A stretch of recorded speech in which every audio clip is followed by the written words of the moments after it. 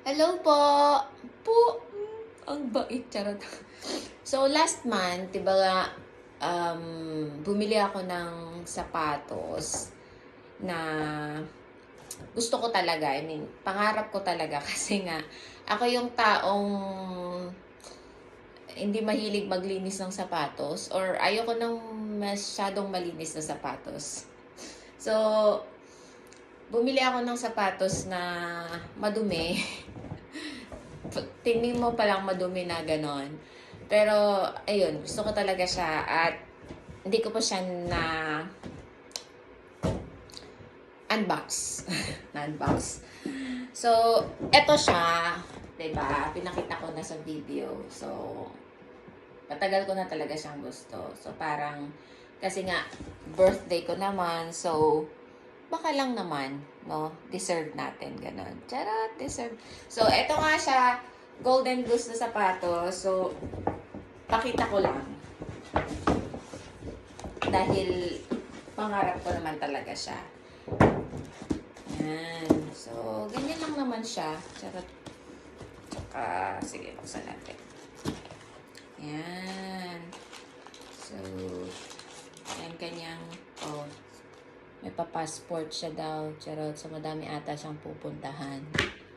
And then, ang kanyang pa-dust bag.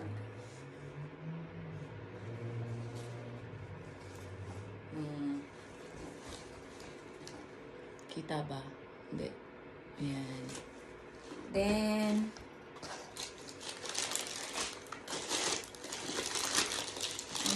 so then,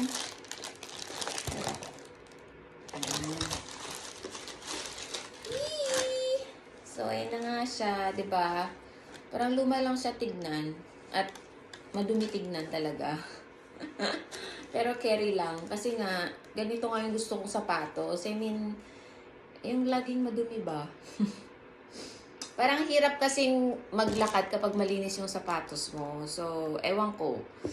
Kaya gusto-gusto ko ng mga Converse, ganyan, tsaka mga Vans na sapatos. Kasi nga, parang pwede lang siyang ilakad kahit saan. Yung hindi mo iniisip kung madudumihan yung sapatos mo, ganon. Pero, yes. So, eto na siya. Ang pangarap kong sapatos. O, diba may mga ganyan-ganyan. So, isa pa.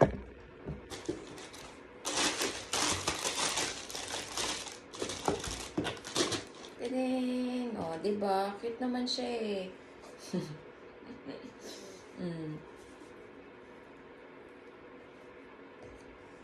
Yan. Diba?